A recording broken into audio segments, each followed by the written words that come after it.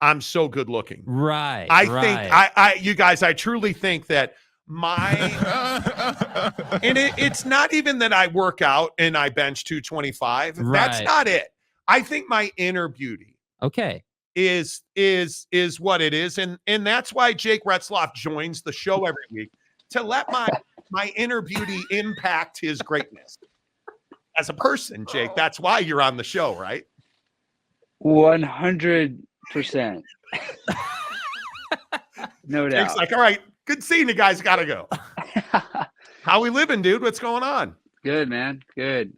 Just saw a basketball team take down UCF the other night. That was a fun one. Went and saw my Lakers in Salt Lake City last night too. Without LeBron, AD dropped for 37 and got the win. Rui Hashimura with 33 points. That dude. Oh my God, he was on fire. He couldn't miss. It was awesome to watch. That guy. You're not making friends right now, Jake. Jake's like, I don't care. Go Lakers. So what? Yeah. So Oak State James, one of our loyal listeners and Jake's best friend, he's not, but one of our loyal listeners, he is desperate to get a cougar tail. Our cougar tail's the donut. Have you had one? I have had one. Ooh, okay. Do tell. Let's go. Are cougar tails overrated, or is the hype worth the effort? Because there's no way to get one. I think they're properly rated. Because the only way to get one is to go to an event. It's like eating peanuts at a ball game. It's like, it's an event thing. It's like, you know what I mean? And so when you can get one at a BYU event, whether it's a football game or a basketball game or volleyball game, whatever event you get it at, I think it's worth it. I think it's cool. You can't get one for your whole self unless that's insane. They had a kid on the, I don't know if you guys saw the clip, but there's a kid on the Jumbotron at the game, just devour an entire cougar tail, became a legend for life. You should post for life. For life. Post game, he's in the corridor, just walking, out of the stadium, getting high fives from everybody and anybody. Yeah, that was quite remarkable. How many basketball games do you go to? You go to a lot of games? Yeah, I go to a lot of games.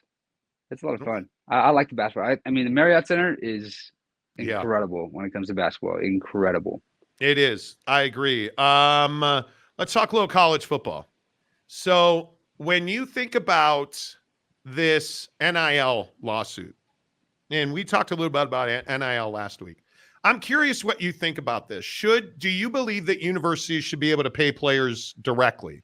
Do you think that, and I don't know, I don't care about employee relationships, or should a university be able to give a kid directly? Because for everybody who doesn't know, there is a case, and I would think we would get a ruling today or tomorrow. I would hope today, where a judge in Tennessee is going to put an injunction in place that will stop the NCAA from enforcing NIL regulations, which would allow schools to pay athletes directly. Jake, are you in favor of that? I think it simplifies the process in a way. Because whether we want to believe it or not, like, schools have to do with how much kids are getting paid, and so the collectives is kind of them trying to have an organized body to pay the guys. And so if it's the school, I think it might simplify that process. It's just like, it's going to be tougher for smaller market teams and easier for bigger market teams. And that's just kind of how the whole NIL deal is. And so, yeah, I mean, I think, like I said, I think it'll simplify it. With the entire NIL landscape, it's kind of the Wild West, and it's interesting to see how everything works out every time something new gets put into place. And that hearing is not the one I'm focused on. The one I'm focused on is the, speakers in the helmet hearing. I can't wait for that one to be decided because we start spring ball here in like 2 weeks. And so I'm excited for that one it's going to be interesting to be able to hear your coordinator in your ear during the game, because and it'll be fun for college coordinators to get used to that. Yeah. How many guys are just going to rip their quarterbacks right after they make one iffy decision? And coaches do that? You guys as quarterbacks are so mental to begin with. Are you really going to get your offensive? Look, Jake, that was a terrible throw. What were you looking at? What do you expect? What do you expect your guy to say to you? I don't expect it to be full on like rippings, because those are safe for the sideline. I I I expect it to be more like we're gonna he's just gonna be like, come on, gotta be better. Come on, do this. Think about this. What's cool about the NFL is when they get to talk about that. Like, I don't know if you've heard the audios and stuff, and like when they talk, they can give them little insights, little reminders, little game plan things. Where versus when you're signaling from the sideline, you don't get that, and it's just all up here. And if it's not up here, then it's not up there, and Yeah. so it's not gonna be on the field. I think that's gonna be one of the biggest benefits to it. And so it'll be interesting to see how it works out, and I'm excited for it to get passed. And from what I hear, it's likely, and Yeah. so I'm ready for that. It's like, and then also the tablets on the sideline is a big deal, and it's kind of part of the same thing. And it's like, Yeah. how can high school kids have full video on the sideline? The NFL has stills, photos on the sideline, and we don't have anything. That doesn't make any sense. So Oh, I totally agree. And didn't the ACC, I think the ACC is instituting all of that. And I don't, the funny thing is I'm a long suffering, miserable Chicago Bears fan. We don't have quarterbacks on that team. And Justin Fields said, well, hey, they just need to stop talking to me in my ear constantly. And he was saying that one of the things is that Luke Getsy, the now fired offensive coordinator of the Chicago Bears, because it was all his fault, clearly, clearly. was over talking in his ears. He said the coaches talk too much. What do you want to hear? Like, do you want to hear him say, hey, the in was Cody was wide open on the in? Like, do you want to hear that stuff? Or like, what do you want your coach to tell you? It's going to be a funny thing to figure out. I think it's going to be easy when it comes to like, when it's like a third or fourth read that might have popped open. Let's say I tuck and ran the ball front side and got 6, and he's like, hey, your backside dig's open. It's like something like that, I think could be helpful, because that's something that's helpful when I get on the sideline, when I get that information, whether it's from receivers or other quarterbacks on the sideline. Like, that information is really useful, because in the past I've used that. It's like, okay, we run a similar play with that same backside dig, and now I'm going through my progression. I can get through quicker thinking that backside dig's open and hit it. And so I think that when it comes to that third, fourth level of the play, then some insight is good. Also, what to expect. You know what I mean? Like, versus we game plan every week against, we try to scheme up plays and formations that they're going to try to be in coverage for. And so if we're going to expect a coverage, it's good to know that coverage. Now, all this stuff is already in your head because you're practicing it all week. So it'll be interesting if like a little reminder is going to be helpful, which I don't think it would hurt. But, over talking or thinking about too many things can be an issue at quarterback because you're already thinking so much. And to be honest, on game day, it's just about playing. You know what I mean? Like, you think all you can during the week, but when you run out there on Saturday, if all you're doing is thinking, you're going to be a step behind. So you just got to react when it comes to game day. And so, I don't know. It's going to be an interesting thing to figure out, because I don't know, not a lot of coordinators in the college football have done it, and not a lot of quarterbacks in college football have ever done it. So. Yeah, Jake, I think there was, and I don't know how much you saw, there was a lot made of sign stealing and this whole Michigan thing. And, Matt Rule at Nebraska said that, how would Jake have known that Michigan was stealing signs? I don't know. Are you kidding me? No idea. Come on. I knew it. Come on. Hey, we need the speaker and the helmet so we don't have to signal in signs. Sign stealer guy. In your experience as a quarterback, is that a legit threat? I mean, have you ever, have there ever been any suspicions, when you've been playing that the other team had your guys as signals? Do you think it's that big of an issue in college football? There is something to it. Like when we play we played Southern Utah this year, and they run a very similar offense than us. And like, their offensive coordinator has worked with our offensive coordinator. And so like, they go down there and they're instilling like our offense. So if they already know our offense, then it's not going to take long for them to figure out our signals, because it's probably a very similar signals also. So like things like that. I mean, when we play Utah, it's going to be that every advantage is taken in that rivalry. And so I wouldn't be surprised if there's somebody trying to keep, signals. And if they pick up on something, next thing you know, the defense is going to figure it out. And so, we've had suspicions in the past that they've been getting our signs. So the first thing we do, we say, all right, whatever, we're just going to go to the wristband and huddle up. And when we do that, we're an efficient offense. So, have you ever had like a defender barking your playback at you after you call it out? Like, nah, I don't think so. I think that I mean, there was one point in the Oklahoma game last year, we're running like speed option to the right and freeze option, and then we like motion the back, and they were picking up on that, and so we could just check to a different run play, and it was like, okay, so they made one adjustment because we gashed them on that play. It's like that's still making adjustments for what you actually see versus picking signs is going to be there's a gray line, there's a gray area there, and so there's always a way to figure it out, and as long as you got the ability to check with the live scrimmage, which we do, and we'll be able to be right all the time. It's not going to be tough. So, yeah, I think the other thing I would ask you about is Super Bowl with Travis Kelce and Andy Reid on the sideline. So Andy Reid and Travis Kelce get into this, and now Travis Kelce on his Bro Love podcast came out and said, "Hey, that was a huge mistake. I regretted it the instant it happened." How often do you get into it with coaches, or like not you specifically, but how often do you see coaches and players getting after each other? Does that happen a lot? That's the Super Bowl. That's the biggest game of all time, and the emotions are so high in that game and then Travis Kelce really wants to win, obviously, and the understanding of the emotions is hard to do, especially at a guy like his positions where you're hitting and getting hit and stuff like that. On our sideline, we don't have that kind of thing because not that we don't have that fire, but more like we have the understanding of a plan. Travis Kelce talked about it. He said he got his emotions got the best of him. But I thought Andy Reid had a good take on it. He's like, you got to let your guys be your guys. And Andy Reid handled that perfectly. You know what I mean? Yeah. He kind of shrugged it off, told him to go over there and take his emotions out, and then leave him alone, stuff like that. So I just think that the emotions are the best part of the game. It's what we love about the game so much. It's what makes the game exciting. And so Travis Kelce, that's a guy who plays with a lot of emotion, a lot of swagger, and so it got the best of him there. I don't think you'll see that on our sideline. There can be frustration, but I think the pros, it's a little different in the pros versus college football in that respect. And nobody's ever going to bench Travis Kelce no matter what he does. He's got to do something crazy. And on a college sideline, I think it's a little different. If you go run into a coach like that, you might not play the rest of the game. Yeah.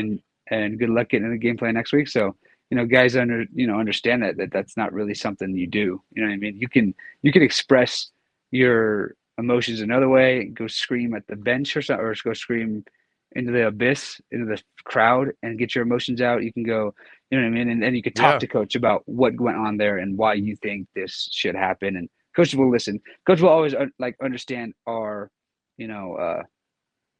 voice and our understanding of the game because we're on the field. And so they get that we're seeing things that's harder to see from whether it's the box or the sideline. And they want to hear what we have to say about the defenses and about things we can attack. Yeah.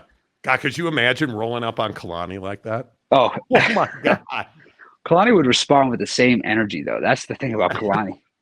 He's going to belly bump you right back or chest bump you right back. And next thing you know, you're like, oh, my God, what are we doing? Are we yelling fest? I don't know. I don't even know. Is Kalani Sitake strong? That is a big, thick dude. Like that is a guy I would – can you imagine trying to be a linebacker and blocking, having him come at you as a fullback? I couldn't – no, man. No, dude. I couldn't imagine that. Hey, by the way, real quick, what's on the is that your refrigerator behind you? What's in the snack boxes there, dude? In the snack boxes? This is what I got. Right now, I'm stocked up, gotta be hydrated. Got my smart water. I got these little wheat thins cheese snacks that are pretty fire. I love these. Yes. I'll just snack on these forever. Also throwback to like my childhood. I got a ton of string cheese in there. String cheese. I could just chew on those all day. Yes. Got some Gatorade. I got a lemon lime Gatorade, which is the best Gatorade flavor. Whoa. That's your favorite? Straight up. Lemon lime? Not ashamed about it. Down this hill. Tell you what, you know what else is lemon lime? I got a Sprite in here that's lemon lime flavored. Come on. Wow. Okay. This is the only soda I'll drink if I drink any soda. This thing has been sitting in here for probably a month now at least because I just don't really drink soda. But yeah. I don't drink soda at all. Do you know I haven't had a soda in over 10 years? 10 years? 10 years. And I don't miss it at all. I drink a jug of water. I'm a guy. I drink a little bucked up every day, but I'm not a soda guy at all. At Yeah. all. Boy, but you hand me, I'm telling you what, no, don't even get me started. You're testing my soda sobriety with that. Because it's you know how easy it is too. Are you what's your go-to breakfast? Are you a cereal guy, an egg guy? Like what do you For me, they provide a lot of good stuff at the facility for breakfast, like there's breakfast burritos, which I do a lot. But honestly, my favorite thing to go and get is like I'll go get an acai bowl, and I'll also have like a smoothie along with it. And now next thing I know, I'm the healthiest dude. But the acai bowls are so good because I just put a bunch of stuff on top, whether it's like strawberries, blueberries, peanut butter, little chocolate flakes, little coconut flakes, like oats, and I love an acai bowl in the morning. It just gets me going. It's good vibes to start the day with, in my opinion. It is. So. And there's nothing like, man, I'm an oats guy. So every morning I have a cup of raw oats for breakfast. You put a little shaved coconut. Mm-hmm. He won't even look at oats. I'm not a big oats guy. I'll do cereal all day though. Yeah. Do you have a are you a pregame ritual guy? Do you eat the same thing before every game, or where you come down on that? So we get the same meal before every game, team meal. It's so I guess I do eat the same thing, but not deliberately. But like always have, I'm not throwing up like Josh Allen in the locker room, which is unbelievable, by the way. If we could talk about that for a second. Like, I can't imagine throwing up. All right, I'm good. Now let me just mouthwash, rinse it out. Let's go play ball. What? That doesn't – what? Vomit and lemon lime Gatorade. Rinse that back with lemon lime. Man, that's brutal. They have good aftertaste with the lemon lime Gatorade, but yeah, no, I can't. I do nothing crazy like that. No, I think I haven't really, had a crazy ritual. In junior college, I picked up the fact that listening to like crazy, hardcore like rap and stuff like that and getting me hyped up wasn't the best thing for me. I figured that out. One game, I decided I'm just gonna go listen to some chill music and just be my own, now it's do my own Mormon thing. Tabernacle Choir every game, right? Like that's pounding in your head. Just blasting on the headphones. That's actually what the whole locker room listens to. And the speakers underneath the stadium. If you guys wondering what our pregame music is, it's Tabernacle Choir music. It's a good time. We just sing Kumbaya and hold hands before the game and sway back. It's pretty fun. Kumbaya and shit, Yeah, that's just what we do. That's what a college football team does in the locker room pregame. Oh my guy. Good to see you, Jake. Good to see you again. I appreciate you joining us. I know that is this early for you to get up? What are you usually doing right now? I'm up at 7 every day anyway, so this is cool. God, I'm up at 4 every day. So yeah. Man, can you imagine sleeping till 7? Hey man, everyone's got their schedule, man. That's cool. That's awesome. We'll talk to you next week. As always, great insight. Enjoy the lemon lime flavors of the week, and we'll talk to you next Thursday. Hey, get on a sleep schedule. We are on a sleep schedule. That thing is great. It makes me feel great every day. I'm like shut down, no electronics. 30 minutes before I go to sleep, I just read a book for about 30 minutes and then knock out. Wake up at 7 a.m. Get rolling. I feel bad because I have the greatest. I married way over my head, dude. You lay me down in my bed, I'm out in 3 minutes max, and that might be generous. And it's wild. Like you don't care about this. We wind up watching House Hunters International. I watch the Lakers Jazz game, House Hunters International. I'm dozing off by the time they make the house selection. Up to bed, brush the teeth, do my thing. I lay down in bed. My wife is like, "Love you." No, I love you. Out. It's like, I love you. Yeah. You don't get the whole OU in there. It just does not happen. Anyway, Jake Retzlaff every Thursday morning at 7:30. Thanks to our friends at Big O Tire and American Fork. Jake, thanks so much. We'll talk to you next week. Appreciate you guys. There you go. Jake Retzlaff. The idea that we're sitting here like, I wonder what it would be like to have headphone audio in college football is wild to me. I don't know. This whole sign stealing thing. Mm-hmm. I know that people think it was a big deal or whatever. It's not a big deal. only it's against the rules. And Yeah, it's a big deal because it's against the rules. but I just think that we really don't have audio in college football quarterbacks' ears. Oh, That's crazy. somehow. Do you like that he went along with the Mormon tablet? Oh yeah, dude. He went right down the line with it. Oh yeah, dude. Yep, absolutely. Oh man. And